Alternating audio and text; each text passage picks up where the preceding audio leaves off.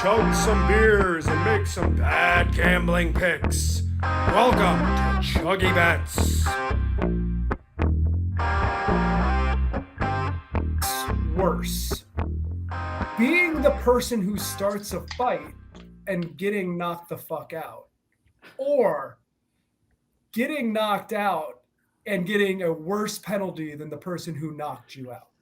I'd say starting a fight and getting knocked out and then getting the worst penalty. That would be worse. Well, that is the worst case scenario, right? But Tim Anderson started a fight, and the crazy thing was, if you're watching at home, his hands went up. He looked like a great fighter. Everything was organized. He had reach on Jose Ramirez too. Oh, he's way taller. Inches, right? But fights styles make fights. Jose ducked the first one and then came up under him, just caught him on the button, right? Didn't even get him good, but glanced him right in the chin, and it was good night for Tim Anderson. He got him good It was enough. awesome. I think the most disappointing part of that for Tim Anderson is that he probably still knows in his heart of hearts he would win that fight like 99 times out of 100, and he just got lucky. But like, you can't say that. If you say that, everyone's like, "Yeah, okay, dude." But yeah, I don't know. Losing money and getting knocked out, like both options, right? You're getting them knocked the fuck out, so like that's a wash. So it's really, would you rather start a fight or get a bigger penalty? And like, I'd rather start the fight and get knocked out than get knocked out and then also get a big penalty. I would say the most disappointing part of that was Tim Anderson's OPS for the season leading up to terrible season. You can't have a terrible season and get knocked out. I think it must have been a frustration thing. That's why he's like, fuck it, Jose Ramirez, and he put the hands up.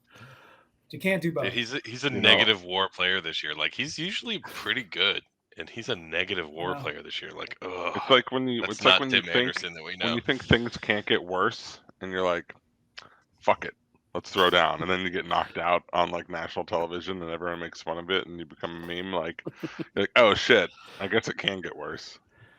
I feel bad for Tim Anderson. Kind of like he got knocked out, and like they had to get helped off the field, and he was all wobbly like that. That's the worst part, that he had to get helped off the field. Yeah. I mean, like you could tell he got clocked, and all you could think is like, wow, this guy's got a real weak chin, He's got like a strong chin, but a weak jaw. Yeah. Can somebody explain to me what Jose was mad about in the first place? Like, I don't know. A finger in the face, I think. There was pointing. Was there? I thought that there was. He left the tag on him too long, or like maybe there was some crotch touching or something. I don't know. Like maybe he was standing over him. Yeah, but that's because Jose slid in between his legs. Like, that's not Tim Anderson's fault.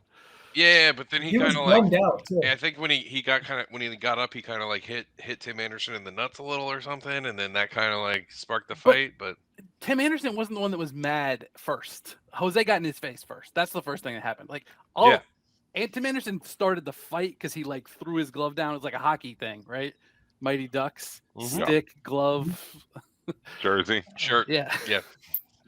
But Jose's the one that was mad, and I've watched it like 12 times. I don't know what he was mad about. It doesn't make any probably sense. some history there that we're not clued in on. Oh, you mean like he's fucking his mom or something? Like the Lakers? That was happening in the Lakers locker room? Yeah. Breaking news. Everybody was fucking LeBron's mom, right? Mom is a hoe. No, did you guys see the pitcher for, I think it was the Reds today? It was his first major league start, and his very first pitch got sent, like 400 feet over the fence. It was like, damn, that's pretty rough. Not very many guys start their careers that way. And the very next pitch, the same thing happened again. The first two pitches went yard, and oof. Like, I don't think there could be that can't be another player in MLB history who gave up 2 home runs on their first 2 pitches. Yeah. I wish we had like a stat team to look that up. Like, if that was the Reds today, that was the only 2 runs he gave up because the Marlins only scored 2. It wasn't the Reds it might have been today. Okay, maybe it was the other day. I don't know when. I watched the Marlins game today. They gave up a home run to the second batter, but it wasn't the first pitch. I almost wonder, like, because you're always like, leave the guy in there, let him work through it. But it's like, I almost think it might be better to just pull him after that second pitch and be like, not today, bud. Go stew on this for 5 days and then come out and throw heat next time. Well, then he gets sent down, and those end up being his only 2 major league pitches ever. And then he tells his grandkids, "I've made it to the bigs one time," and then the internet lives forever. Oh. Would you rather be Tim Anderson today or Vlatko Andonovski, the women's national team coach?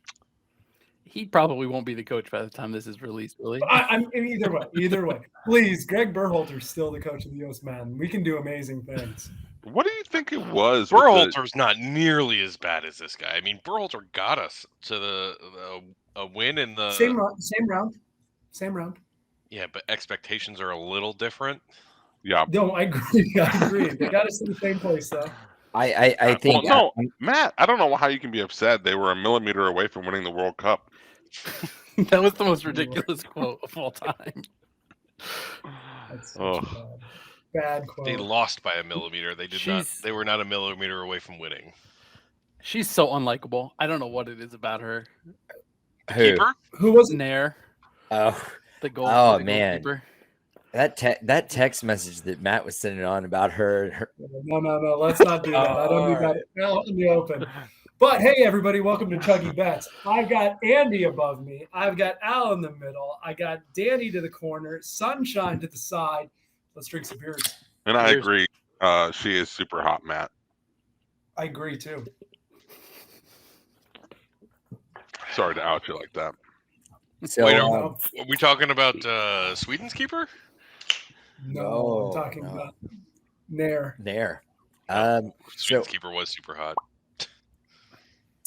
I told you guys that I had an apology to make concerning the United States women's national team. So here it is.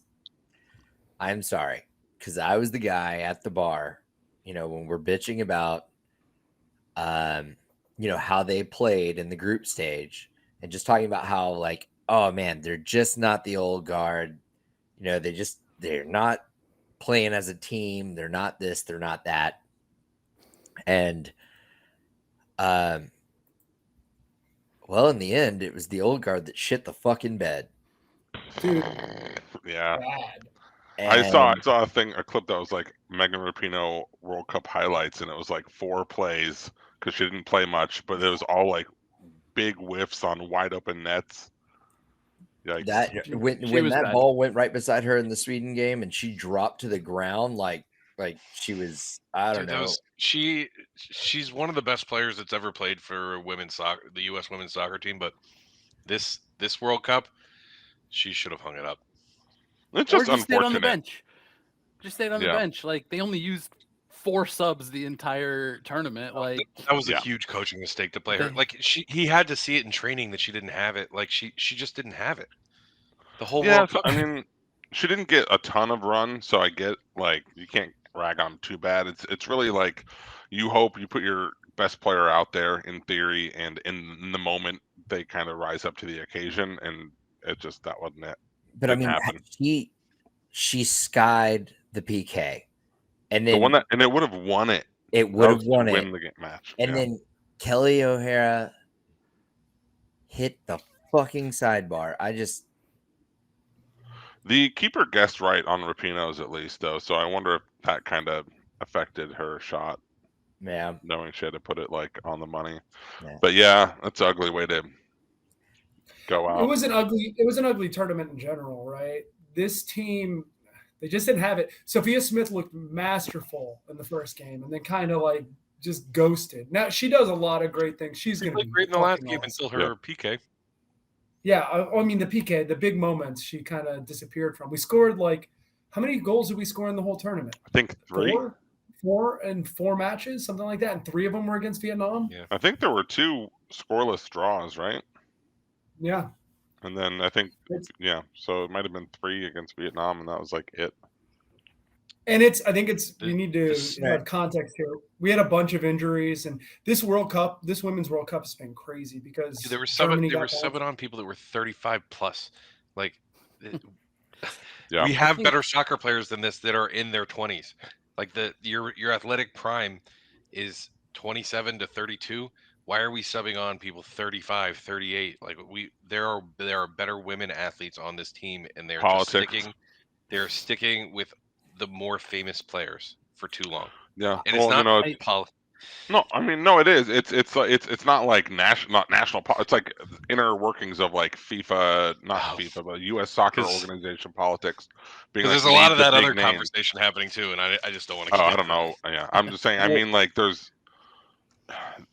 probably a lot of pressure to have these older icons of the sport on the team and getting FaceTime on camera when that should not have been what the primary focus was. It's U.S. Soccer Federation can't ever get out of its own way.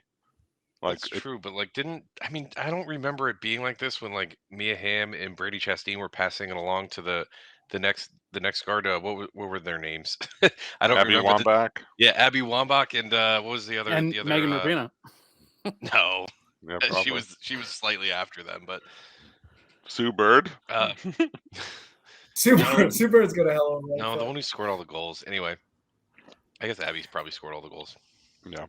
Anyway. Yeah, but I also feel like while we're talking women's soccer, where the hell was Alex Morgan? Did you guys see her at all this tournament? She missed so many good opportunities, man. She was making runs and they were finding her, and she was just missing headers. She was just like getting her foot on the ball, and it was just going wide too often. Like again, she's not the 35 plus range. She's like at the end of her prime, but she did not have a good World Cup either. No. Yeah. Well, the service coming in from the wings and the midfielders and the games I watched was just not. Sophia Smith put some great balls in the box, but the midfield play was lacking. And you could tell, what's her name, Macario? Katarina Macario, who was injured and is going to be like the next great midfielder for us. You could tell the difference there. Because the service play outside of Haran's historics, like her willing a team to draw, that midfield play was bad. And when Lavelle was in, when Lavelle was in, I thought she was playing pretty well. Defense Lavelle was wasn't fully healthy. Defense she was missed great. most of the first Forwards game. couldn't finish, and midfield was the reason that I think the Becky lackluster. Sauerbrunn injury hurt us more than people are talking about too, because Ertz had to move back then to take her spot in the back line, and then that hurt our midfield too. So, and Ertz was good. Ertz was she was, but if Sauerbrunn had been there, she could have moved up. I agree. I think it was Sullivan who was playing pivot. like center mid, and she was like a liability the entire time. Like, she's the reason there was no movement through the middle of the field. Everything was coming up the wings. Rodman was really bad too. Rodman can be really good in the future, and I understand this was a big stage. I really like her game, but she couldn't. Her shots were wide, and her passes were always bad. She looked like she would take it down bricks on her feet. Plus, Sweden's good. So fast though. She was so fast. Robin was so fast. She is very fast. Mm-hmm. Yeah. She could play for the Dolphins. Like, she could play for Chelsea. That's exactly the kind of winger that we get. They're so fast and they got bricks for feet. Yeah. That's the other thing that I think we're kind of glossing over is that I think for the longest time there was a very wide gap between the U.S. women's soccer team and every other country in the world, and that gap has closed considerably over the past probably 5-ish years.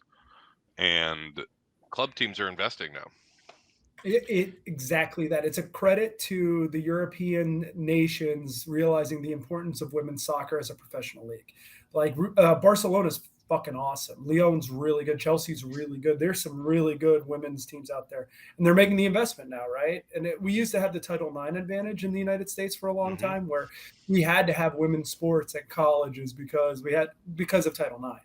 That doesn't play anymore because there's great soccer players around the world, and they're getting the same opportunities now that the U.S. It's not just the importance, but like the value. There's like a monetary value to it because people go to watch. Yeah. So I didn't get to see Sam Kerr yet, and she's probably the best women's player in the world. Yeah. Right.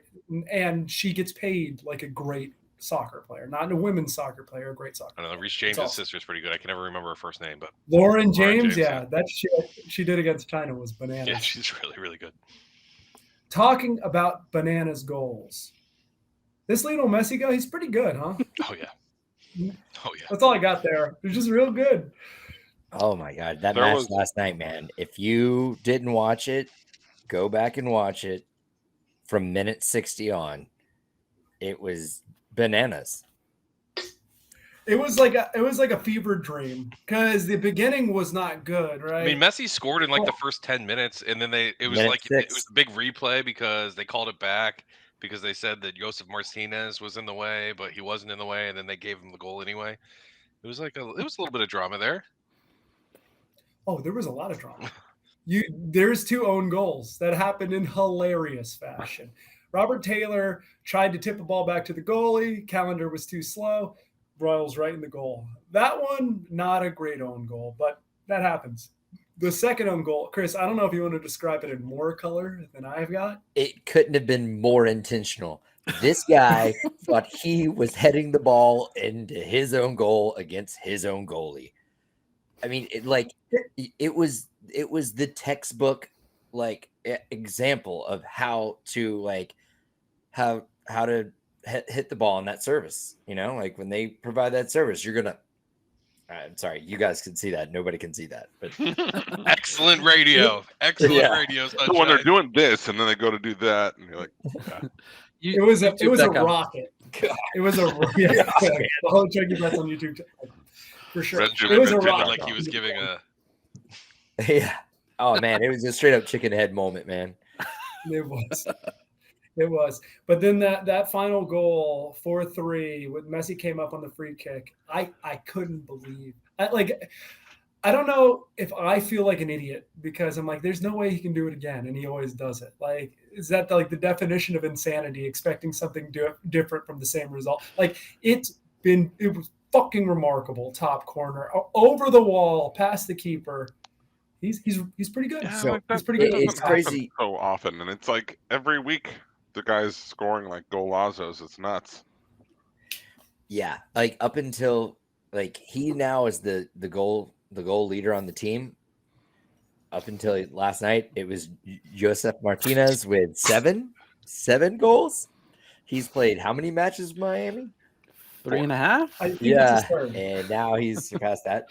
Matt, the commentary had exactly what you just said to say. They said that it's rare that we see somebody that consistently exceeds our expectations. They named Michael Jordan, Muhammad Ali.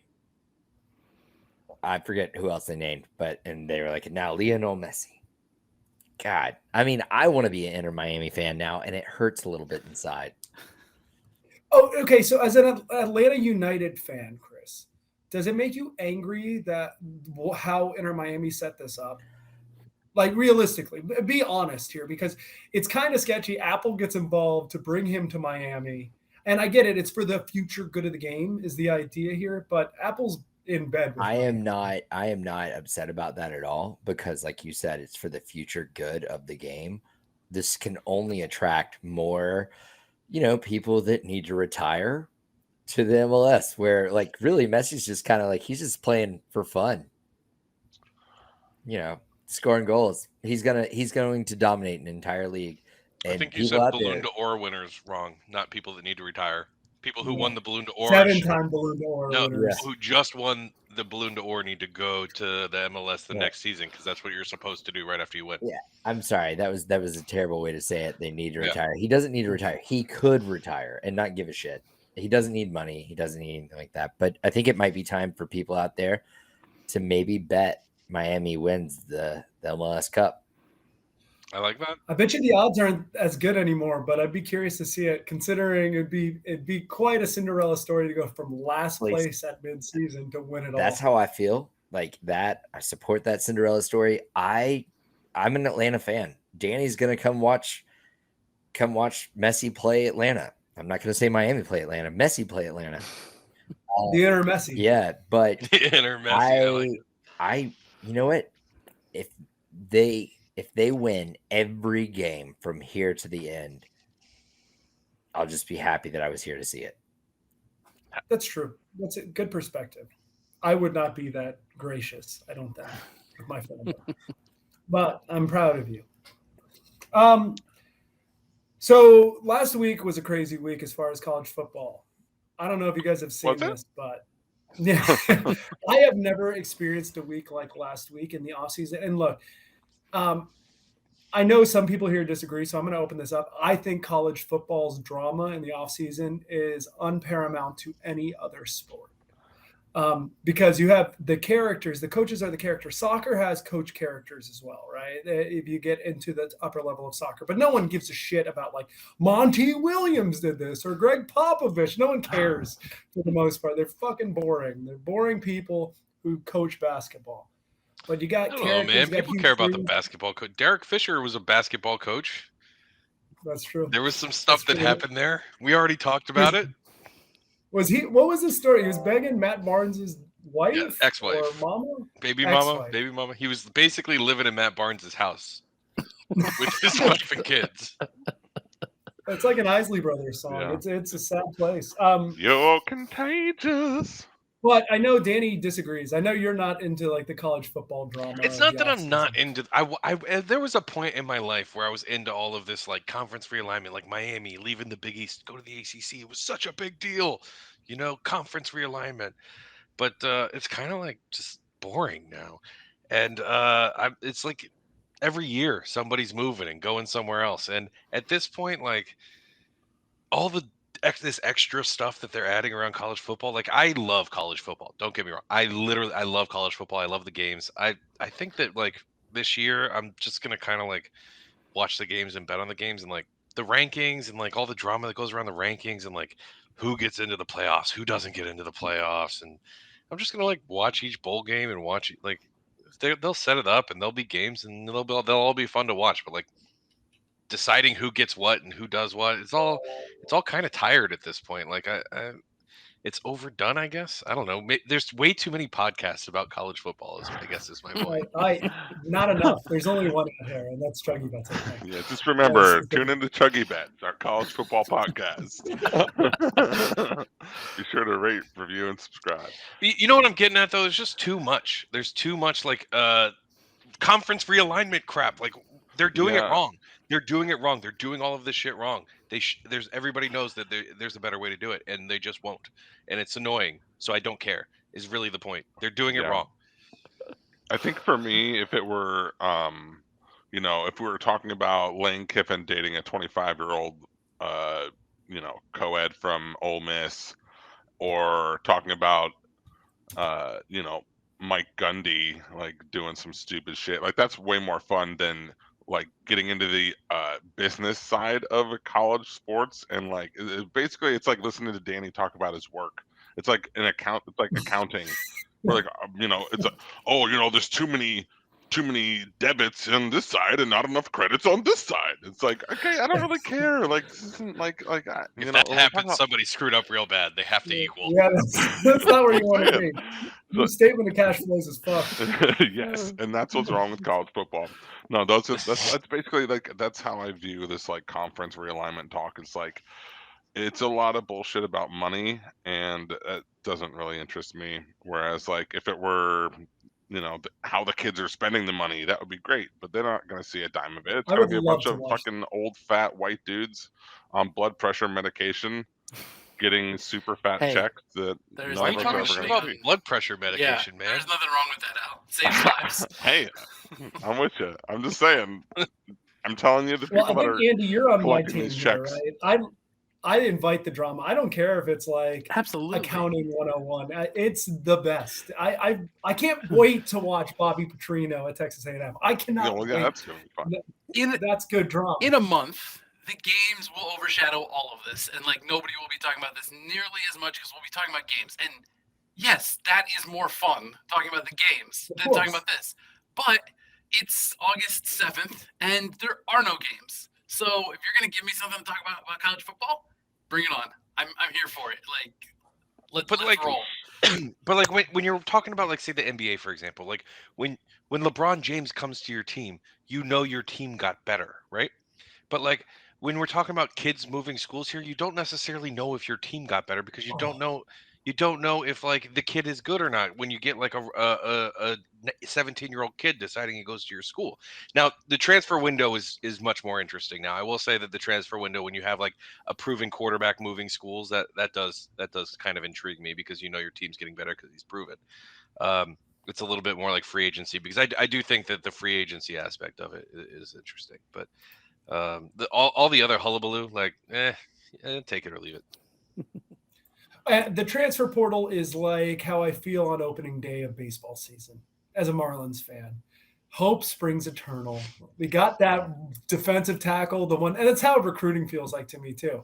I come in here with high hopes, high dreams. This year is going to be our year. We're going 162-0, and then we end up being fourth in the NL East. But like the coaching stuff that you guys that we always talk about, like we got the assistant coach of the year last year, and then we fired him 1 year later. Like, but that's fun. That's so it's just fun. Like you don't know if they're good or not. You don't know anything. We don't know anything about this stuff. Andy, your audio is your microphone gone. is messed up. It's gone. Yeah. Hello? There you go. Yeah. Oh, there you go. No. Yes. No. Yeah. Anyways, we'll let Andy get back in here in a second and keep testing away. Once you interrupt, I'll make a mention of it. But yes, it was a crazy week. So if anyone is a math magician at home, this is what I've got. The Pac-12 has 4 teams. Okay, that's not enough teams. No. The Big 12 too has many teams. And then the Big 10, which is smaller than the Big 12, has 18 teams next year. I do want to talk about briefly how bad I feel to be a Washington State fan. You were in a position, I don't know if you saw this drama came today. A bunch of the Pac-12 presidents were like, hey, we're willing to go to the Big 12 as long as you don't invite Oregon State or Washington State. Now, that's like the pettiest shit I've ever heard, but I don't know what Oregon State and Washington State are going to do.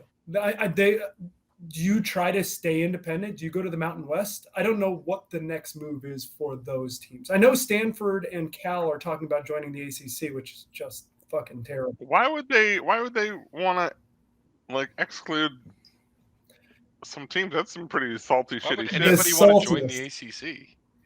Oh, I don't know. I mean, if you're part of the Pac-4, I feel like you've got to go to the ACC. I saw the funniest like meme today. It was like, you know, the what's the lawyer from The Simpsons name?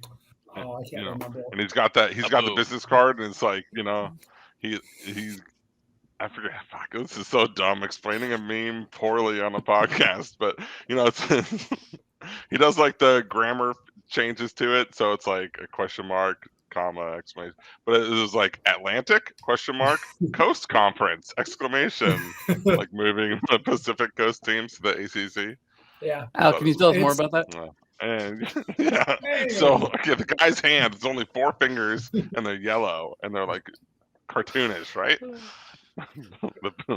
Andy, what was your point before your mic went down? I know you were going to talk about it wasn't drama. Wasn't that important. Danny was talking about how it's boring because you get these 4- and 5-star recruits, but you don't really know if they're any good. Like for a team like Illinois, like I'm just happy to be in the mix. Like I don't care if they're any good. I'm just happy that people are picking Illinois. You know, so you're spoiled, I guess, is what I'm saying. Like, spoiled. University of Miami is spoiled since I've been for the last 20 years. We've been spoiled. Absolutely. Yeah. Comparatively, absolutely. Andy, look at our win totals over the last 20 years. You're a better team than us. Oh, that's not true. Probably is. It's probably like annoyingly close. I bet it's not even that close. I don't look think at that's true. I was there for 4 years. Look at these people. They won 8 games. Broke ass people arguing about their wins. Bunch of losers. There's the meme. Thanks, Al. So good. Has there been a bigger glow up in college football history than the Big 12? Seriously, I thought the Big 12 was dead to rights. And Peter Yormark has come through and made aggressive moves and just killed the Pac-12. Just stabbed them in the I don't even know. There's been so many teams moving. I don't even know who's where. Like I know, like Big 12 can't have a glow up because Oklahoma and Texas are gone. So like, who'd they bring in to replace them? They brought in Arizona, Arizona State, Utah, Colorado, and who the fuck else am I missing? Yeah, Al, Colorado boys. It's not the most exciting list ever, but it's better than not existing anymore. It's better than it's better than being the Pac-12 where if you don't, I wonder if that's immediately what happened. Like Oklahoma and Texas bailed and they were like, we got to go loot the Pac-12, otherwise they're gonna before they loot us, Well, the Pac-12 came back with their TV contract. To replace this revenue, we're going to need 35 teams.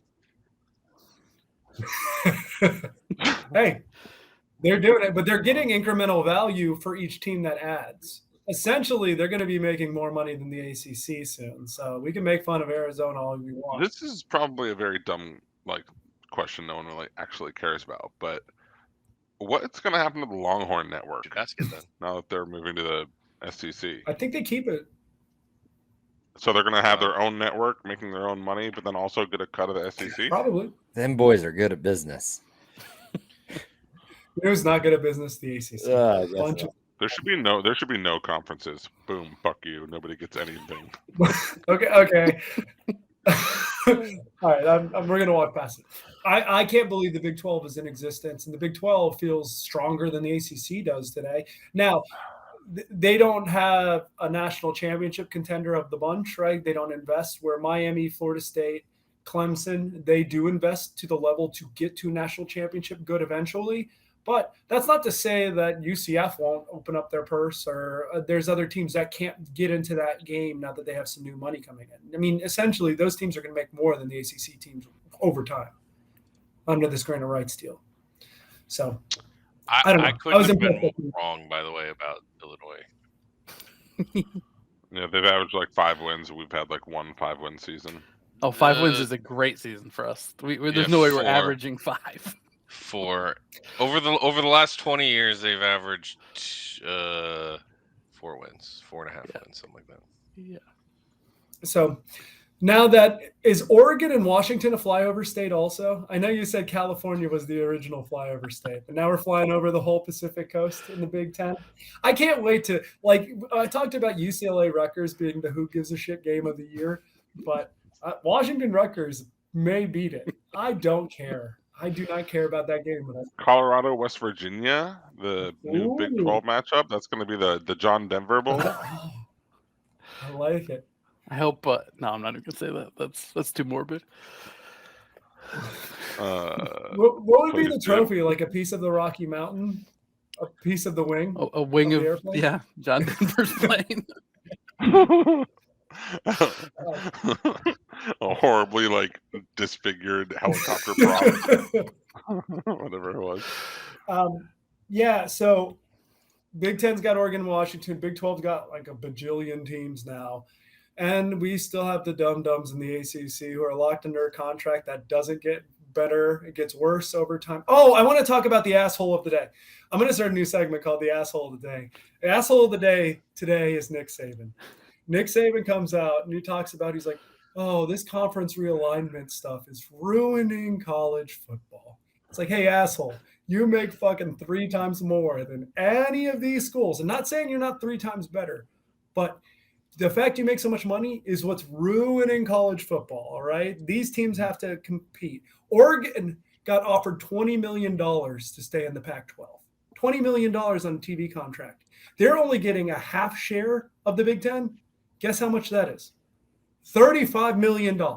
It is $15 million more profitable to get a half share of the Big Ten than be part of this new Pac-12 TV contract. Pac-4, sorry. I wonder how much those teams are going to get paid now if they stayed as the Pac-4. Fewer teams means more money, right? Yeah, exactly. I don't know if that's exactly the larger share of the pie. All their uniforms are just going to be Apple products, subscribe today. Gas station hats. I don't know. Yeah. Either way, asshole of the day. I can't believe Nick Saban's like, hey, dude, I get what you're saying. I agree. I hate that these conferences are going away, but you get I bet more you money. he genuinely is unable to draw a line between those two things, even though it's very clear. He's like, I don't understand why what I make has anything to do with it, because he's old and rich and detached from reality. Yeah, and I get what you're saying about there's a aspect of it that's kind of a bummer that some of these things are going away that we've known for so long, but at the same time the Southwestern Conference went away a long time ago, and like you just get used to it, you know. Like Notre Dame's still not in the conference. You can always hang on to that. The ACC's trying, man. They're like, we got to get more money, and they're never get. They get paid way more not being in the ACC. This also is going to totally fuck like every other sport. Oh, it's a nightmare for basketball or like volleyball. It's like, hey, let's take an East Coast road trip from Washington to Rutgers, Indiana, and Rutgers and Indiana. That's fun. It's fun for college students. I don't know how they're going to do non-revenue driving sports. It's going to be a fucking nightmare. I imagine the coffers will suddenly dry up very quickly, and they'll just cancel them. Yeah, probably.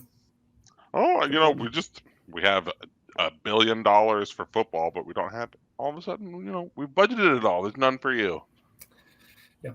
Speaking of Nick Saban, you guys want to talk the SEC for a second? Oh boy, do I! Sure. Who has the balls to bet an Alabama under? Who has it? I know I'm going to join Andy and Sunshine here. What's the number at Sunshine? Is it 10 or 10.5? 10.5. 10.5. Yeah, under 10.5. under 10.5. What are the odds on that? Oh, it looks like 140. So let's say 10 is the even, like 110, 115. That's going to be, well, okay. What's the? I don't know what the numbers would be. Was that minus 120? No, it's minus 140. The under 10.5. Well, yeah, I know at 10. I was curious. Oh, I doubt that that'll be plus money, but yeah, I don't know. Yeah, it feels like a bad bet. You guys are dumb. Okay, so we've got who's Notre Dame's who's Alabama's quarterback this year? Is it the transfer from Notre Dame, Tyler Buckner, who lost to Marshall? Is it Ty Simpson or Jalen Milroe? Look, they are gonna have talent out there, but that schedule looks tough. I don't think they'll beat LSU, and they have to play Texas and Texas A&M, and they're gonna whip the dog shit out of Texas. They didn't last year. 1-point game with Quinn Ewers getting hurt. They're gonna whip the dog shit out of Texas. I'm not so sure about that. I would say LSU is the only game that is like a certified L on their schedule. I'm not sure about that either. Fuck LSU. I think agree with Chris. That's excellent analysis. Fuck LSU. I could not agree more. I mean, look, I think that the SEC West is the strongest of the two sides, right? And we don't even have to talk about the East. It's UGA. But when it comes to the West, I mean, it's just as like Alabama, they will lose to either A&M, LSU, or Ole Miss, and possibly two of them, right? Mm-hmm. So you're still losing your bet. I think it's more likely they go 9-3 than 11. No. I'm saying they have a lot of other games to play other than those. I'm saying they could lose to all three of them.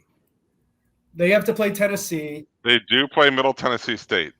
Tough team. Tough team. They beat the big boys. They do beat the big boys. I mean, and they play. Gotta watch that deep ball, Saban. Andy, what's your thoughts here? I'm with you guys. Saban doesn't stick in man coverage the entire time when they're faster than him. Look, okay, so three of you guys are dumb and wrong. So I need you guys to go on the record with the 3 L's Bama's taking. Let's say specifically. Let's say Ole Miss, Texas. Ole Miss. Okay. All right. Sorry. Keep going. Or let's either Ole Miss. Let's say at Texas A&M, Texas, and LSU.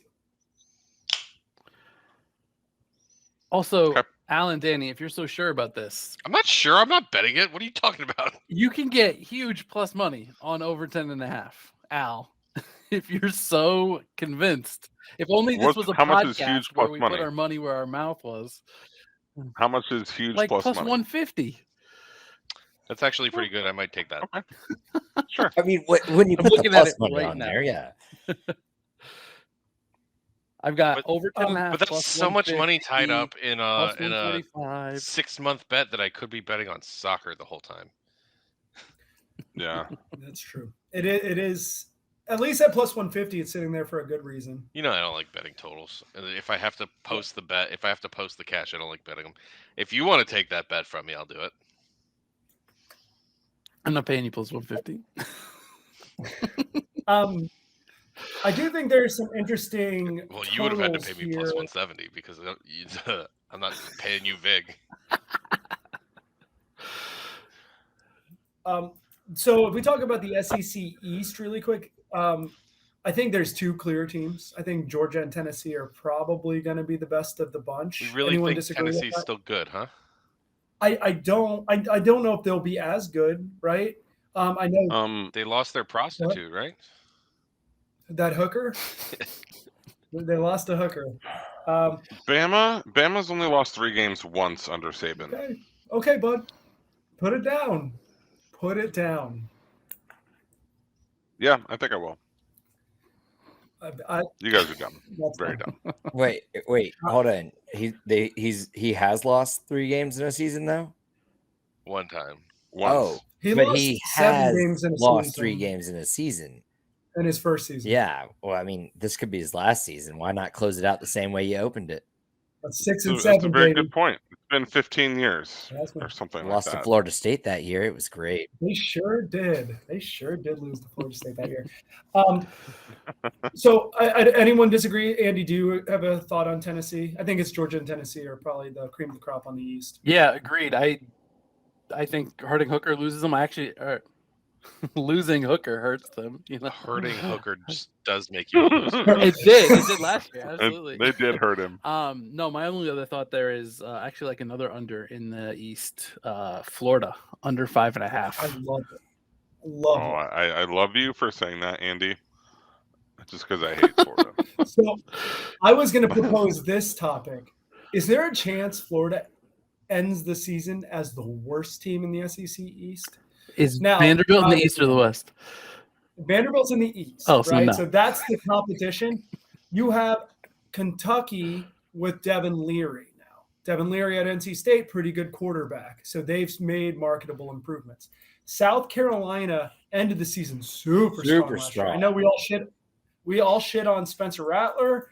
Al especially shit on Spencer Rattler last year, but they beat Clemson, beat Tennessee. Pretty strong end of the season. Looked like they had momentum going the right way. Who else? Al, exactly 11 regular season wins plus 275 for Alabama. Just throwing that out there. I mean, like, plus 275. I may do that. Yeah, I may bet. And then Missouri. It's a good hedge, actually, if you're betting the under. Missouri, I don't have a really good read on. But I do think it's more likely for them to finish in like the bottom half of the SEC East than in the top half. Yeah, that sounds much more reasonable. Like Vanderbilt is more like hyperbole in order to say that they're not very good. Vanderbilt has got 3.5, and I don't know if they're getting to 3.5. I do think we could probably bet them again, have a little bit of fun, but I like the under there as well. I kind of like the over. What is Texas A&M? 8.5. Is it 8? Does anyone have an 8 on Texas A&M? I don't think they can be as bad as they were last year. I've got an 8. You want the over or the under? Over. Over 8 minus 150. Not good enough. Not worth getting your money locked up in. Let me see if I can find anything better for you. Over 8 minus 120. Oh, that's bet. That's probably good. I also don't think.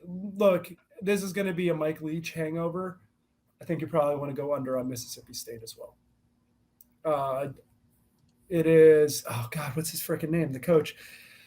I know he's been at Mississippi State forever, the new head coach, as a defensive coordinator, but I think there's going to be a marketable drop-off there. Zach Arnett, that's his name. I want to go back to Florida's schedule because that's a brutal schedule. It is. Florida, Tennessee, Georgia, LSU, Florida State. At Utah. Like I'm not sure they went. Yeah. Or that, what did I say? Did I not say Utah? Utah, Tennessee, Georgia, LSU, Florida State. That's basically 5 losses. Probably. And they've got to win out everything else, and they still play Kentucky, South Carolina, Arkansas. Yeah, fuck. SEC is hard. Yeah, it's going to be a tough one. That's why Alabama under 10 sounds right. They're actually adding Texas and Oklahoma to make it easier. Yeah, for real though. Yeah. Anyone going under 11.5 with Georgia? Anyone got the stones to do that? No. No. Yeah, I mean, it doesn't doesn't feel like there's good value there. I mean, I guess what's the alternative? You bet them to go 12-0. Yeah, you could either go. Also, probably bad odds. I don't know. I think over. I don't know what the over is on 11.5. It's maybe plus money because Who's their QB? Georgia. I don't know. They have Carson Becker, Brock Vandegrift as their options there. So, but that team is loaded everywhere. That is like the Alabama team of old. So, you guys want to talk? No one looks like they're that excited to talk SEC. No. Chris, you got anything? No, SEC? I don't mind it. I hate it. Any other teams worth hitting on? Well, I mean, Any other hot takes? I am wondering who's the dark horse in the SEC this year, right? Auburn. You think it's Auburn? Well, then I'm definitely betting that bet on Alabama. Because the Iron Bowl is no fucking joke, man. I do like. I think Auburn's a good dark horse. I'm intrigued by Auburn this year. People are really buying LSU a lot, buying that LSU stock this year. Yeah, but they're not a dark horse. I would say they're almost a favorite. I think they are the favorite in the West, but I don't look. I watched Jaden Daniels at Arizona State, and I watched him at LSU last year. He got better as the year goes on, but he's like the second favorite to win the Heisman. That seems a little steep. I think it just shows that Caleb Williams is so much better than the field. But I don't. What are they 9.5? I'm not touching anything there. I take it back. I really do think, and I have to think, that Florida State has a chance against LSU. And the fact that I do not like Brian Kelly. Boudreaux? Yeah, that's what they call him, right? Boudreaux Kelly. Boudreaux Kelly. Man, that boy. Born and raised in Louisiana. Yeehaw. What's that dude who ran for president and was like, yeah, and then everyone was like, oh, that was we talking about the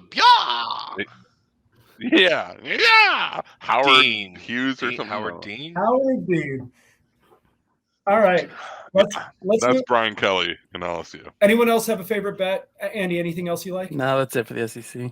How do you guys feel about? Oh, this isn't SEC. Sorry, never mind. Let's talk the ACC, or Danny, what you got? Oh, I just was looking at lines and I saw Kansas 3 or fewer wins at 12-1, and I feel like 2 years ago they were fucking terrible. They were kind of lucky last year, and they didn't even win that many games. What they win 7 or 8, something like that last year? Well, I don't remember if they won the bowl game, but I think they got 7 to get in. Jaden Daniels, is that the same? Oh, he has a very similar name to the LSU quarterback, the guy who got hurt midway through. I think Jaden Daniels is Kansas and Jalen Daniel is LSU. I don't know, but I'm very well probably reverse that. Let's talk the ACC. There's 2 teams. This looks like a 2-horse race here. It's really Clemson at Florida State. Actually, I want to talk Florida State for a second. Florida State's really been making a big ass mess lately. And they're doing what the NBA does, where like a player who doesn't want to stay at home anymore, they just make as many messes as possible until they figure out a solution. Unfortunately, the solution for the ACC is you're locked into this contract until 2036. I heard an interesting part of I was listening to Cover 3, and Chip was saying, he's like, you know what ends up working out for everybody is if FSU leaves the ACC and they have to pay the grant of rights, then everyone else gets $30 million, and they kind of close the gap for that season. Right now, they're the Big Ten. Even Boston College is getting paid that much. So I thought that was humorous, but FSU is like really, really trying to push the limits here, and I don't know if they have a home. Like, I don't know if there's any guarantee. I know that I've heard Big Ten rumors in order to get in the state of Florida. Also know they're trying to go to private equity, and I'd like Danny to break that down for me a little bit, how private equity works, because it doesn't seem like a very safe investment there if you don't get the profits that you expect. Well, I mean, private equity and college football don't seem like they would really mix that much to me, because, in most private equity investments, like they contribute money in exchange for, say, like property, and then later on, they sell that property in exchange for money. And college football, most investors give money in exchange for nothing and then never get anything back. That's sort of the way that transaction has always gone. So I don't know Mhm. what guarantee, like what they would be buying. Like, would it be a slice of their TV revenue deal? I don't know what it is, but it seems very Yeah, dangerous. It seems like if you don't make profits, you're going to cancel swimming for this Also, season. kind of. My point is kind of like, so FSU is like historically a lower budget big time school, right? They tend to be struggling for money compared to some of the other big time schools, and their solution is like they're kind of going to do one of the Barcelona things. They're going to pull a lever. Right? That's exactly what it is. They're going to pull levers. And they're going to sell some of their future revenue so they can have some cash now. But like, what are they going to use that cash now? I just don't understand what they're thinking. Isn't Florida State a public university? Like, it is. How is that even like? I don't understand how that works. It'd be like renting out the White House on Airbnb. Like, well, I mean, maybe they could sell the stadium rights, right? Like they could sell that, but you don't need private equity to sell like the rights to the stadium name. Welcome back to Doak Campbell Stadium, where the Florida State Seminoles by BlackRock are hosting the Clemson Tigers. Like, the PGA Tour was a not-for-profit, and it just basically got bought by the Saudis. So, welcome to Oil Campbell State. That's stupid. I don't know. It just feels weird. Feels dirty. It does feel. I feel like Campbell Soup Stadium would have been a better way to go there. That's a slippery slope, though. If every school starts getting like private equity, then all of a sudden it's like, what's the NCAA doing here? Like, it's just to get all these players paid. That's a good question. Without private equity, what is the NCAA doing here? Like, what are they doing here? That was the whole point I was saying about this whole. You have all summer to figure out what you do. Well, we keep doing this every fucking summer, and it pisses me off. This is why I'm not paying attention anymore, because they get it wrong. It's so easy. There's so many other sports that do it right, like fucking NFL and baseball and basketball. They all have their divisions set up, and they just fucking play in them, and they don't just fuck around every single year. If they have a realignment, it happens every once in a while, and then they just leave it. They don't keep running around, and they all share all of the money. They don't just share a little bit of the money, and they don't. Oh, it's so fucking annoying. And then the people who actually have it right is fucking soccer in England, where like you have to win to move up, and if you keep winning, you stay, and if you lose, you go back down, and you have to win again to go back up. If you have too many teams, that's how you decide who gets to play in the big game and get the big money. And if you lose and you can't keep a good team there, then you don't get to get the big money anymore. You have to go down and get the smaller money. It's a perfectly good fucking system. It's built right there. Just look at it. Do that. The only like counterpoint to that, Danny, is that England is the size of like Delaware, and it's a lot of it, logistics and travel. Yeah, and somehow they support like 200 soccer teams in Delaware. Yeah, I know, but I'm saying there's a lot more travel and logistically that teams have to sort out cross country. Now in the new Big Ten, especially, right? That New Jersey to Los Angeles. But yeah, that just makes it more.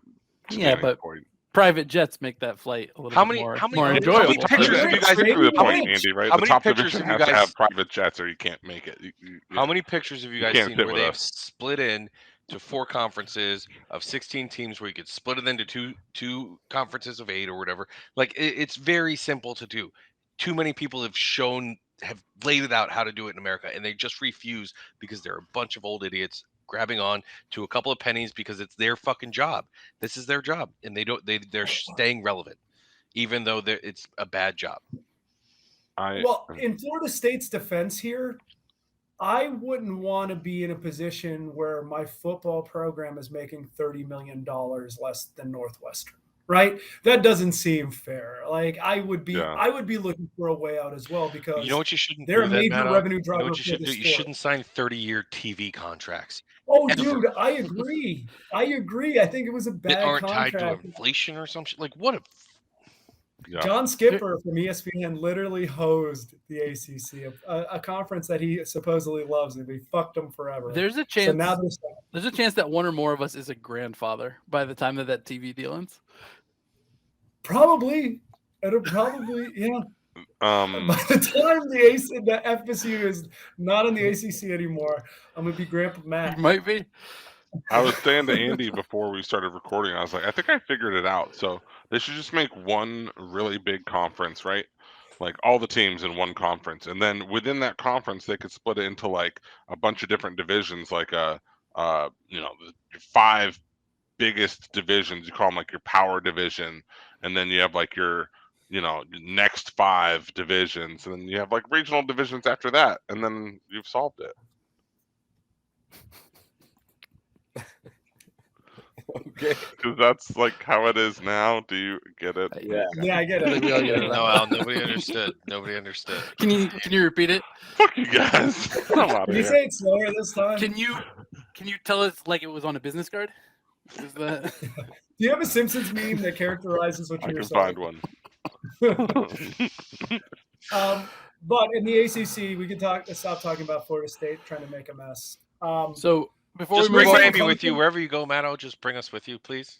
Oh, I think so. Preferably, I would love to take North Carolina, Miami, Florida State, and Clemson. Let's just go get our money. I want enough teams to leave the ACC so they could just leave it floundering, and the Pac-4 can join the ACC 6, and then they have like a 10-team conference of Boston College at Stanford. A classic matchup you love to watch. Why can't we all just go join the Big 1000 over in Texas? We can all join the Big 1000 in Texas. They seem to be sharing money equally. They don't have a long-term TV deal that they can just renegotiate every I think couple their years. leader just got like arrested for participating in January 6th. The Big 1000. Yeah. Fuck me. I'm leaving. I'm out of here. Matt, before we move off of FSU, I hate to do this. You going under? I am. I'm going under 9.5. It seems if you're gonna make a play here, I would probably lean the under. So there is a realistic chance FSU goes 2-2 in September, right? They're going to be dogs. There's only 2 games they're going to be dogs at, and they're both in September. And I don't know what that momentum does before you hit the bye, right? Losing to Clemson and LSU, because I think they're both 3-point dogs in the look-ahead lines. The rest of the games, there is a portion of October they should be like a 10-point favorite or more in all the games. But will Mike Norvell have this team of a lot of old guys, a lot of seniors ready to play if they go 2-2? Or are these guys going to start being like, let's get ready for the draft? Because there's a real potential that happens. What's Andy, the what number? kind of odds are you getting on under 9.5? That's a good question. Because you can get 7 or fewer at plus 900, 8 at plus 650, and 9 at plus 350. Oh, I think they're going to be better than that.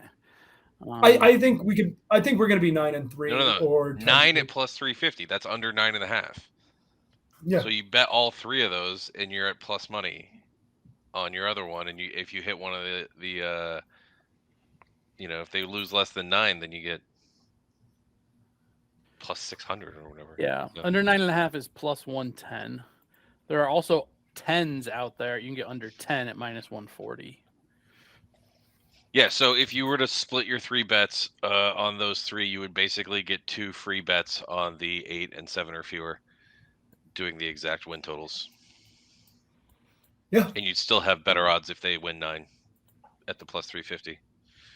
Because the plus 110, you would get to plus 330, right? That's what it would pay out if you bet 3 times. Mm-hmm. It's a good bet. You would need plus 330 to make 3 bets. Andy, I would lean with you. I hate doing it. I think they're going to be 9.5 is the right number. They'll be 9-3 or 10-2. That game at Pittsburgh, everyone's doing this already, but that game at Pittsburgh is the scary game that feels like the trap with Miami coming behind it. And you're going to get Narduzzi'd in Pittsburgh. He's going to ruin fun for the day of a high-scoring offense. But I probably lean with you on that. If it comes down to that pick game, and if they can keep it together, if they can go 3-1 in September, I think they cover. Yeah.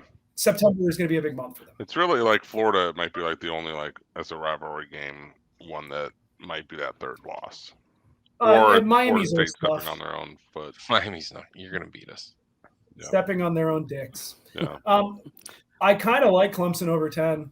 So what? Tell me I'm an idiot. What is your second and third loss? You're assuming you're going to lose to LSU or Clemson in the first, and then what is yours? say we lose both. We're going to be dogs in both games. Okay. Clemson on the road. We haven't beat Clemson since Okay, then what's your third loss? Because Obama's first administration. You're just assuming you might lose to Pittsburgh or Miami? Yeah, Pittsburgh, Miami, Florida. One of those three. Yeah, this is why you're wrong. I hope. God, your mouth to God's ear, bud. Yeah, it was my bet, but not Matt's. He just said. Yeah, I don't like that bet. All right. Based Miami on our home records last year, that makes me happy. I didn't bet. Yeah. I lost 0 win total bets last year. Clemson might not lose until November. I think Clemson over 10 is probably a pretty good bet, especially if it's at the round 10 and for plus money. I know I'm seeing it here, but I don't know if that's adjusted. I don't think North Carolina is going to be good enough this year. I know Drake May is awesome, but the rest of that team is taking a big step backwards. And I don't know how many wins a quarterback can add, but I think he probably gets them from 6 wins to 8. And I think Clemson's probably one of those losses. If they beat Florida State, I think they're in the driver's seat there because they got to play Notre Dame, and that is pretty much it from the upper echelon. Yeah, it's Notre Dame and UNC and NC State and South Carolina. Who's starting for Clemson this year? Is it the sophomore? Cade Klubnik, yeah. The Klubnik? He looked pretty good last year. Yeah, he does. He looks like he's going to be a good one. He looked like trash in their bowl game, didn't he? Am I misremembering that? Oh, everything is correct. How good would Clemson be if they used the transfer portal? They don't use the transfer portal, and I don't know why Dabo doesn't use. It must be in the Bible. Jesus said, Jesus didn't transfer out of the out of Christianity, out of the. Didn't he transfer from Judaism? He did. He's the ultimate transfer. The original. Jesus Christ, the OG transfer. Sorry. I guess I only remember the ACC championship, Andy, where he played great. I'm excited. Right. I'm excited. My goal for Florida State this year is to get to the ACC championship. Now that we don't have divisions, we can maybe lose 1 or 2 games and get there. That would be awesome. That would be a big step in the right direction. I don't think we're good enough to be a playoff team. And I think to be good enough, we have to beat both LSU and Clemson. That ain't going to happen. But I think Clemson's going to be really good. And that Notre Dame game may be tough, but I don't really buy Notre Dame that much. I think you're more likely to go undefeated than you are to go under 10. Your mouth to God's ear, bud. I'm rooting for you. That first game is going to be a fun one. I do have some good bets. I like Louisville over 8. Louisville avoids the top 4 teams in the ACC somehow on their schedule, as far as they do play Pitt, but they avoid North Carolina, they avoid Clemson, they avoid Florida State. Jeff Brom is back. They got like 25 transfers, and they're all relatively good transfers. Love it. Over 8. I don't know if it's still at plus money, but at the square 8, I really like that bet. What is the win total for Miami? Is it over 7.5? Well, is it plus money on the over? Yes, I think it is. I think under 7.5 is like minus 140 to minus 1. I've got over 7.5 plus 106. Yeah, I don't like it enough. Over 7.5 plus 120. So there you go. On the opposite side of Louisville, Miami faces all the top teams in the ACC. They have to face Clemson, Florida State. They have to face the top 3 seeds. Yeah, North Carolina and Texas We A&M. do start with 3 cupcakes, which we know that'll be a 1 and 2 start. I do love the Texas A&M cupcake. Yeah. That's a funny one. Do you play Middle Tennessee State again? No, we start with Miami of Ohio. Am I looking at the wrong schedule? Yeah. No, you're right. So it's can we call that the battle for Miami? Am I missing a game? Yes. Okay. It's Miami, Ohio, then A&M, and then Bethune, then Temple. So you just didn't realize. Bing is skipping a game here. Who would have guessed? If Miami of Ohio beats University of Miami, can they become the University of Miami? Yeah, they are then the U. You have Florida. I think it's for all the marbles this time. If who beats us? Miami, Ohio. Miami of Ohio. The Red Hawks. The battle. I think there's a fair chance that Miami goes 8-4. That's like a reasonable ceiling for this team. but that's also counting on wins against Virginia, NC State, Louisville, and BC, which we always end up dropping one of those games. So I don't like the under, but so if I had to pick, I'd lean the over, but I'm not going to bet it. I think you get 7 games for sure. I would think if I had to make a guess, I would go over 7.5. You need us to go 5-1 in our games, in our difficult games, basically, right? That aren't Texas A&M, Clemson, or Florida State to get to the 8-4. What are you calling a difficult game then? Those are the only difficult games. Everyone else sucks. We just also suck. Georgia Tech, North Carolina, our ACC games, whatever you want. Yeah, I would say Miami's not a team that goes 5-1 in our ACC games. Even our non-Clemson, Florida State ACC games, that's not who we are. Yeah. A couple more I like here. I'm slapping it over on Pittsburgh, especially if it's still at 7, because Narduzzi's going to do what Narduzzi do. Narduzzi does. And I like under 3.5 for Virginia. That team is going to be bad. Not very good at all. I think that Virginia team is going to give Stanford a run of being one of the worst teams in Power 5 football this year. So that's what I'd look over Pitt, under Virginia, and over Louisville. Andy, do you have any ones you like outside of under Florida State? Yeah, I'm on the Clemson over with you. I don't like it just because I don't like Dabo, but otherwise, I think it's a good bet. Georgia Tech under 4.5, and NC State under 7 are the other ones I'm on. NC State. So we basically covered the whole ACC. Yeah. we sprayed the board. Due to love for my hometown, I'm going to say Georgia Tech over 4.5. Now, nobody else should bet that, but I personally will be betting that. They've had some reorg in their athletics department. Yeah, and, they throw the ball now. Well, I meant like they tried. Yeah, try to throw the ball now. I'm hopeful. I'm hopeful. 1, 2.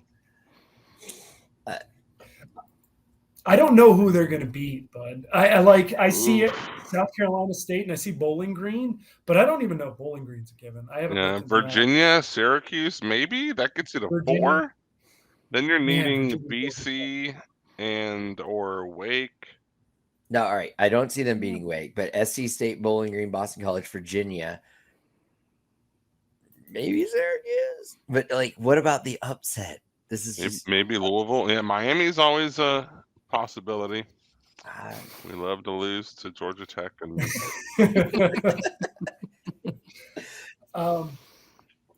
So I think we covered those college football teams, and everyone who's still listening at the hour 7 mark. We're going to go through our favorite plays in the week 0 for sure. That podcast coming up, and it's coming soon. But let's talk soccer. Let's talk the real football. Have you guys seen Luton Town Stadium yet? Luton Town is a newly promoted team to the Premier League that plays a stadium in what looks like a tenement. Like it looks. You go up the apartment. It looks like a tenement. I love it. The main entrance is on the 3rd floor. You have to go through 3C, and you go out, and that's the visitor side. But you got to go through the kitchen and the apartment of 3C in order to get there. It's an amazing building. It's what makes Premier League so great. Is that a team like Luton Town? And if you guys can, is Luton actually a town? Let's start there. Does anyone know if Luton is a town? Yeah, sounds right. Based on the name of the team. Someone is going to kick a ball. Luton is a village. I got town in England. Look. From your Bing results? Yeah. You guys have to click on that. Luton Town has a mascot, and his name is Happy Harry. Oh, hell and yeah, it looks just perfect. Oh my gosh. Holy shit. I love him. The things nightmares are made of. I'm rooting for him. Imagine him watching you cork off in the corner of a room. Happy Harry, no, hurt your eyes. I feel like Harry's jerking off in the corner watching me jerk off in the corner of the room. Just like nodding. What do you think those big empty eye holes are for? He comes with 2 glory holes. Yep. Oh, that's why he's so happy. I hope I don't accidentally listen to this with my kids in the car. Daddy, what's a glory hole? Well, that I could explain. Yeah, I'm excited. I'm excited, guys. Everybody, except for Burnley, bet the spread of the newly promoted teams on their first home game. It is proven. Danny says I shouldn't do it for Burnley Man City because it's only 1.5. And look, Man City's really good. I get what he's doing, but I'm still going to do it. It's a structured play. I do it every year, and it works out. 60% of the time, it works every time. You bet him on the spread, you said, right? Bet him on the spread. Yeah, I like Sheffield. I like Sheffield United like money line. Are they going to be favored in that game? I don't know. I haven't looked at the spreads yet, and we probably should do that in the future, considering soccer is here. It is soccer season. It's Premier League season for sure. Yeah, it starts on Friday or Thursday. Man City, Burnley. Yeah, so don't bet that Burnley one too. That's going to be one of the 40% that doesn't hit. You could just save your money. Yeah, okay. I mean, the only excuse you would have to actually that you have a shot at winning is like Man City's going through like a small little like bump in the road where like Pep kicked Cancelo out of the team and he's like, you got to leave because you're being a bitch. And that was like, that's it. And Bernardo Silva wants to go play for Barca, and then he's like, okay, we'll try. And Silva's like a professional, so he's like, but if not, I'll still be here and I'll still be awesome. Why don't they have Premier League? That team's awesome. But come on, Burnley. Let's go, Burnley. They already replaced Cancelo with somebody way better. Yeah, Man City's rich. I don't remember that guy's name, but he's the most expensive defender ever from the Croatian team. I can't say it. It's GVR. How do you say it? Gavardiol, yeah. Is he huge? Because my Premier League co-manager for fantasy said that there's a Croatian giant we're going to put in for waivers. He's tall. Okay. Yes. Yeah. All right. Thank you for sharing that information. Wow. Insider trading. Yeah. So there's a little bit of drama going on in northern London. Tottenham has a player named Harry Kane. If you don't know Harry Kane. Oh, do they? Yeah. Well, I'm just setting up the precedent for people who are not big soccer. Oh, Harry Kane. He looks like a prince. He does look like a Disney prince. He's been scoring goals for a loser team in London for a long time. And now he doesn't want to do that anymore. Bayern Munich wants to drop a bag to Tottenham and let him get out. I feel like Danny had a lot more context here, but I don't think Tottenham's ever going to sell him, right? Because I feel like that's like giving up to the fans, but I don't know if you have anything to add here. So I don't know if it's giving up or not. It's like he is Tottenham. Like he came up through their system, right? Their academy, and then he's been playing there since he was, I don't know, like 20 or something, and he's scored like 400 goals or 300 goals for Tottenham. He's there leading. He's about to become the all-time leading Premier League goal scorer if he plays there like 3 more seasons and keeps scoring these 30 goal seasons. But like, I mean, he scored 30 goals in a Premier League season twice, and he didn't win the Golden Boot either time because last year, I mean, Haaland, and I think the other time he did it was a Ronaldo season where he scored more than 30. It was like he's been kind of unlucky that way, and basically, Kane wants to win trophies, and Tottenham has not surrounded him with a team that can do it, which is kind of surprising because they have good defenders on it. I mean, Dyer and Romero and. They have good defenders. They got Son is one of the best players in the world. They went out and got Richarlison. They spend money. They get good players, but like I just don't understand why they've never been able to put together and win any trophies. Like they haven't even been able to get an FA Cup. But he just wants to go someplace where he's going to end up with some hardware. I think he's seen Messi retire, and he sees Ronaldo getting towards the end of his. I said Messi retired, but he sees Ronaldo getting toward the end of his career, and they just like their trophy rooms, their trophy cases are just filled, and he has nothing. And he just wants to win. Yeah, that's what he wants to go to Bayern. Bayern met. So Tottenham was like, no, we're not taking anything other than 100 million. And it's 100 million for 1 year left on his contract. And then they met the 100 million, and then their sporting director was still like, no, sorry, we still want him. Yeah. It's a messy situation in North London for Tottenham. I do think the thing is they believe Tottenham. I guess what's going on is they believe that his value is if he plays for them this year, they can get into the Champions League, and that's basically worth $100 million, right? If he doesn't play for them, they don't think they can get it. Period. And they can't, right? Richarlison cannot replace his production. He's good, but he cannot replace his. Nobody can replace Harry Kane's production in the world right now. I mean, Messi could, but like it's a different kind of striker. Messi plays on the wing. Harry Kane plays in the middle, hold up play. He distributes the ball, and he's just like, surgical with finishing. So I just don't think that like there's any way. Anyway, it's been an incredibly long saga. I just don't think that there's any way. I don't think that they get in even with him personally, but they have a shot with him. But so they're rejecting all these bids for like $100 million for one season.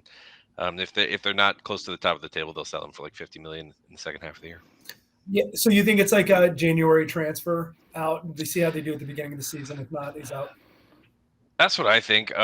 It's also like the fans are basically sitting there thinking, they're doing this for us. Obviously, they're trying to convince him to stay long term, right?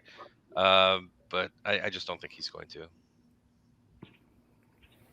Nobody's going to get around City. Nobody's going to get around City. No, City's going to win the Premier League for the foreseeable future for a long time.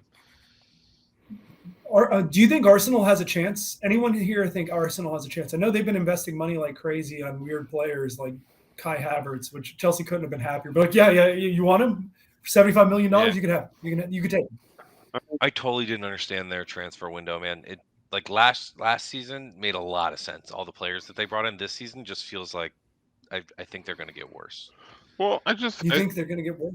Yeah. What do you mean by like contender? Like, do we have faith in them? Like, do I think they can make Champions League again? Win the table. Yeah. Do I think they're going to? No, I don't think they're going to be as close as they were last year. I don't think they will be leading the Premier League with 2 weeks to go. Yeah. No. They're going to be. They'll probably be a Premier League or a Champions League team or close. But I don't think they're going to be top 3. I mean, in my experience, Mount and Havertz make a team worse, not better. So, well, I guess it'll be fun to see how much of it was the players versus the strategy. Watch them be like unstoppable forces for Arsenal. They're going to be so pissed. Probably. It's possible Havertz isn't going to be playing striker there, so that'll help. They have another striker, so he'll be playing behind, which will help. And Mount isn't going to be playing for them, so that'll help. Like, there's a lot of teams that'll be interesting to see how they shake out that were pretty good last year. Like Man United, are they going to stay up? Stay up like at the top of the table. Brighton, are they going to finish middle of the table, or? Are they still going to be able to hang on and compete for Europa? I don't know. I like what United did most, honestly. I do too. I think their transfer window was the best. I think is it Højbjerg or whatever that they got to Højlund. Yeah, that dude's going to be a monster. They also got Mason Mount, so that's exciting. He's a man. He's a Red Devil, so that's fun.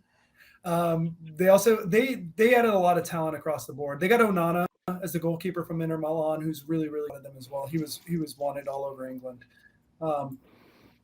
So let's do this. Al, I know you're really into Jorginho's still there, right? Jorginho's still at United. Arsenal. You're getting the Reds with Arsenal. Up. I get Arsenal and I'm getting the Reds mixed up. Sorry. No, it's okay. Al, who do you think is going to improve the most, or who do you think is going to drop the most? I mean, I'm going to put it out there. I think Chelsea has to be better. Like, they can't be 12th in the table this year. Will they be Champions League good? No, I don't think so. But I think they'll be playing somewhere in Europe next year. Just not at What's the over-under on number of coaches for Chelsea? It better be under a half this year. Under a half? Under a half? We're going to have 0? Pooch is going to get fired before this coaching changes. Oh, changes. How about Everton for most improved? I think Everton's going to be improved too. I like that one. And then where did Everton finish? 17th. They just missed the drop. So Everton would. So I think Chelsea will finish like 7th. So that's only like a five improvement. I think Everton can finish higher than 12th. Yeah, Everton's a good one. I think the biggest drop will probably be like Brentford or Fulham. That 9-10 spot. I think one of them's going down. Yeah, I was thinking Probably like Palace, Probably Fulham. Fulham. but all those teams are like so close together that like it's just a matter of how the shuffling shakes out. Wolves, the Wolves I might don't be know. bad though. I might say Wolves. They might drop. The Wolves were bad. Wolves never does anything. The fact that they exciting. finished 13th, they could have the Wolves easily could have been relegated, and somehow they got 13th. So Yeah. I'm gonna say Bournemouth finishes at the bottom of the table, and that's the biggest drop.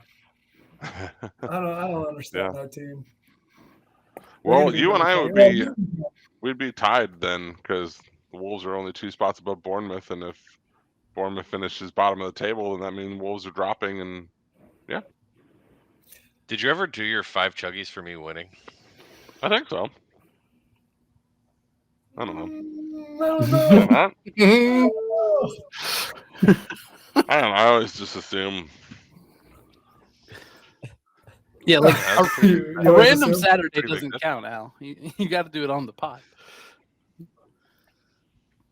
Well, maybe Next week, one of our Yeah. dedicated listeners can let us know if they remember me chugging 5 beers. Anyone Our else got dedicated anything to add listener. there? You guys want to do? I don't think Newcastle's going to make the Champions League this year. I do think Liverpool will probably get back in that mix. Instead, they're going to be pretty strong this year. My guess would be, if I had to guess the Champions League, I'm going to guess Man City, Liverpool, Arsenal, and Man U. Man City. I would go Newcastle over Liverpool. Really? And I would Continue go. I think I would go Liverpool over. I think Arsenal falls out of it. I think it's going to be Man City, Man U, Newcastle, and Liverpool. Brighton. What? You think Damn, Brighton's going to continue that climb? Depends on whether or not they sell us Casado. Oh, you know who might be a contender for biggest drop is Aston Villa. Aston Villa, where did they end up last year? They were 7. They could easily be in middle of the table or like toward the bottom of the table team. They're good though. I don't know. Anyone, good argument. I don't know. Anyone have thoughts on who's dropping? I think Bournemouth's going to drop, and then 2 of the new teams. I hope Burnley stays up, so I'll say Bournemouth, Sheffield United, and Luton. You think Bournemouth goes down? I do. Yeah, Bournemouth and Luton, and I really think I like Sheffield United, so I want them to stay up. I'll say I think Bournemouth goes down. Wolves. Forest. There you go. The Wolves. Uh-oh. The Wolves and Forest would be the 2 that were up last year that I think. So those 3, the Wolves, Bournemouth, and Forest would be the 3 I think most likely to go down. I think Bournemouth, you're right, is the one that does go down. All 3? No. I'm saying of those 3 would be go down, but I don't think the 3 that came up were staying. But who came up? It's Burnley, Sheffield United, and Luton Town. Sheffield United. I think Burnley stays.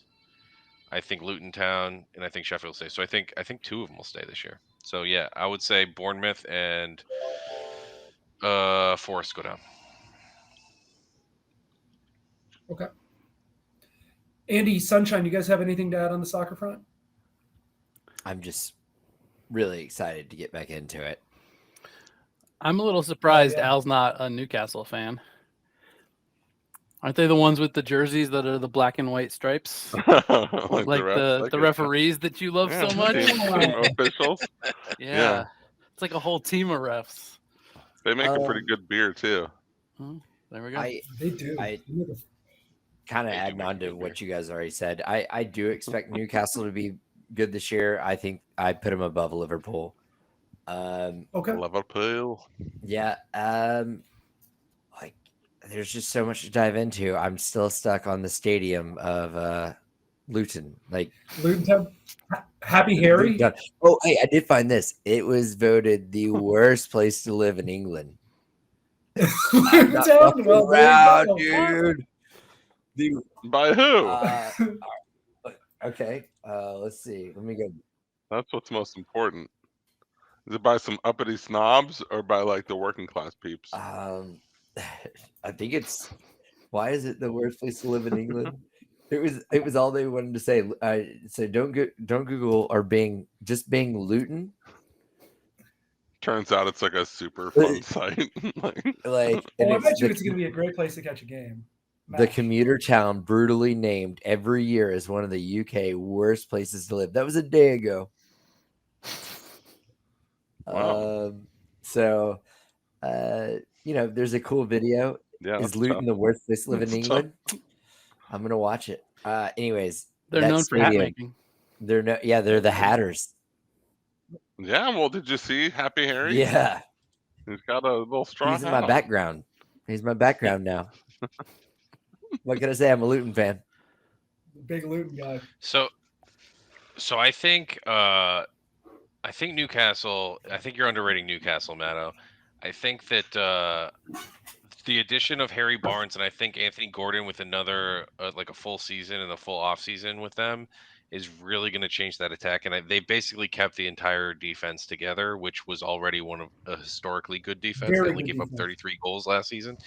Who are you talking about? Newcastle? Yeah, and I think adding Harvey Barnes and the full season of Anthony Gordon with them, I think is going to really help deliver more goals for Callum Wilson, who already was an elite scorer, and then also Isak is a pretty decent striker as well. So, I mean Almiron is on that team. I just think they're going to find a way to score more goals this year, and if you keep that defense with more goals, like that team's going to be really, really good. And I think you're overrating Liverpool a little bit because of their high risk, high reward style that Klopp plays. And I think that we've seen it be very high reward, but we've also, like last season, they did still they came in 5th, right? Last season by a point, I think. Yeah. So that was a little bit more of a lower finish for them, but if Chelsea's up there competing and Tottenham's up there competing, you could see how that if they have a season like that again, they could drop down to 6th or 7th. No, my thought on Newcastle is the only bet I put in is over Alexander Isak goals. I think he's going to be awesome this year. It's just a math problem, right? I don't think Newcastle's better than Man City. I don't think Newcastle's better than Arsenal. So it comes down to 2 of 3 teams. Is it going to fill out the rest? Is it going to be Man U? Is it going to be Newcastle? Or is it going to be Liverpool? I believe in Jurgen Klopp and his stupid horse teeth, because I think he has a very, very talented team. And they've been running Trent Alexander-Arnold more in the midfield, and they did that for England as well. And it's been pretty successful, oddly successful there. And they have a lot of great defenders to play in the back of it. So if you have them on your team, you're going to get midfielder minutes from a defender. So there's going to be better goal scoring opportunities there. So it really comes down to Man U or Newcastle to me. And I like what Man U did at the deadline. The thing is, they have a crowded midfield, and they actually don't have like an incredible amount of great defenders to run behind him. They have VVD. But, VVD is awesome. VVD is but they don't have like an incredible right back. They're kind of old. So look, Trent Alexander-Arnold and Kieran Trippier are kind of the same player to me. I know TAA had a bad year last year. He's not. I don't think that's a trend. I think that's an oddity more than like the normal, right? So you have Burn and Schär. I think Liverpool can compete with Burn and Schär, and then they have the best goalie in the world. Second best, maybe to Courtois. I trust Alisson and Newcastle's goalie. I can't remember his name. It's like escaping me right now. But Pope or something like that. Yeah, very good. But I'll take Alisson over that. And I just think Liverpool's attack is going to be awesome this year. I think they're going to score a ton of goals. Yeah, I mean, I understand your thought that Newcastle's the odd man out if you think Arsenal and Man U both improved. I'm kind of considering at least one of those teams is going to fall back. Oh, I think Arsenal got worse this year. And I think Newcastle's going to be. I think they figured out their scoring toward the end of the year, and if they can keep that up, they're going to be sitting pretty high. Andy, So- I know you wanted to talk Liverpool. Did you want to jump in there? I mean, his Andy, yes, I 31-year-old am. Salah is still faster than everybody. He can definitely still strike the ball, but is he still faster? I mean, than yeah, it everybody? doesn't look Probably. slower. Probably. Is Darwin Nunez gonna actually live up to what they paid for him? Maybe. I mean, Yes. Cody Gapco is going to be the truth this year. That dude, Gapo. you think? Yeah. You think Gapco's gonna I think- be awesome I this think year? he's Maybe. good. I mean, the best thing they added in the offseason was what? McAllister? I like Alexis McAllister and a very good He's good. midfielder already, and a good midfield already. They're not the best midfield by any means, right? They're probably lacking in that area, but I think their offense is going to be high powered. Well, I think that's why they're kind of. I mean, Alexander Arnold's not a very good defender. He's really good as like he plays kind of a wingback role in that they play the 4-3-3, so it's not really a wingback. He's playing right back, but he's always playing forward, Mhm. and they play a high line anyway. But he's always getting caught not getting back on defense. I think they're going to move. He's the Dwayne Wade. He's the Dwayne Wade of soccer. I think they're going to move him to midfield. That's what I'm saying. I think that he's going to be more. If he's gonna play right mid, then I mean, I don't know who's gonna replace him on that defense. I guess Robertson's a center back, right? So maybe Kanati. I don't know. Konate will probably start there. I mean, you got BDD, who is just the man back there, right? He's the anchor. He makes everything difficult for everybody. They got the damn, I can never say his name. The transfer Zobazali. I don't know. I can't remember his name. Nailed it. Thanks, That's thanks, it. bud. I feel like He's going to be playing in the center. He's going to be playing center mid though. Sobazali's center mid, right? Yeah, so they'll probably go Konate, Van Dijk, Robertson, and let TAA float, would be my guess on that back line. And then they'll play Zobazali. They want Romeo Lavia from Bournemouth, and they're trying really hard to get him, and I think that makes a big difference. I'm sorry. I look, I think it's interesting either way. I do think there's about 5 teams that can fight for those 4, and they ain't Chelsea or Tottenham. They probably need to add. They probably do need to add one more top line defender to compete for top 4 though. I agree. I think they will though. I think they will. There's still like a month of transfers even when the season starts. So I know. Anything else, boys? Both the guitarist and drummer of Jethro Tull were born in Luton Town. Oh, that's good.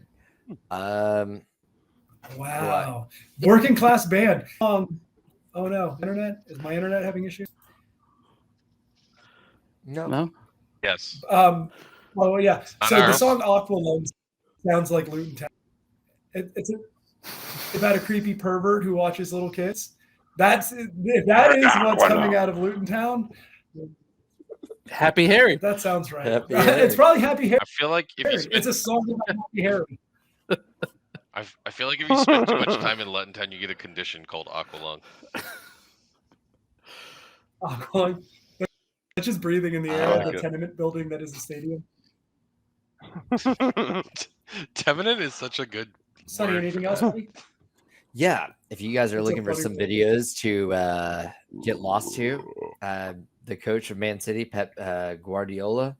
I don't know why I've never watched any of his viral videos, but this guy is fucking hysterical and a great coach. Oh yeah, he's great. Yeah. What does he do? I can't see him being amusing at all. Oh my God. Well, he's Have you watched Ted Lasso? yeah. Well, No, okay, he was good in Ted Lasso. Mm-hmm. What? He just like shook his hand. No, Like, he's just super passionate about it. You like I started down the Messi train hole, last night, and I was watching him talk about Messi, how he's the best player that he's ever seen. And then I don't know, like he's just so energetic. There's a bunch of videos of him. I'll put one to you guys right now. Listening to Pep talk about American football and like whether or not he thinks he would be a good coach at it is kind of funny. He's like, yeah, I think I could do it. It's basically the same as any other sport. You just want to get everybody going one way and then send the ball the other way. Yes, Not that's wrong. what we're talking about. Counter plays. He's just the king of the counter. Yeah, that's all is basically like is that simple. He's like, we just want to get everybody on. You want to load up one side of the ball, everybody on one side, and then get the ball on the other, so you have your guys in space. Something like that. It was. Can we make a weekly segment coming up of the Luton Fact of the Day? I would learn something about Luton, UK every week. Just what this podcast needed was more. Andrew longer. Tate lived in Luton Town for a long time. Oh, fun. Hey, I've been trying to close it. I'm pretty sure. Well, here's a more upbeat one. I'm pretty sure it's like in the middle between Oxford and Cambridge. It's probably why Andrew Tate picked it. Okay. So that's probably it's for Luton sure. is North Ireland, Definitely that's not. for sure. Definitely not because they look the other way for like human trafficking. Well, Matt, thanks All right, for tuning this has in. been great, everybody. Thanks for tuning in to Nailed it. the Luton Town podcast. Thank you all. Please subscribe, rate, review. Don't judge us for this episode. We've been on it tonight. We will make them shorter in the future. And we love you guys. Good night. Good night, Joe. Night.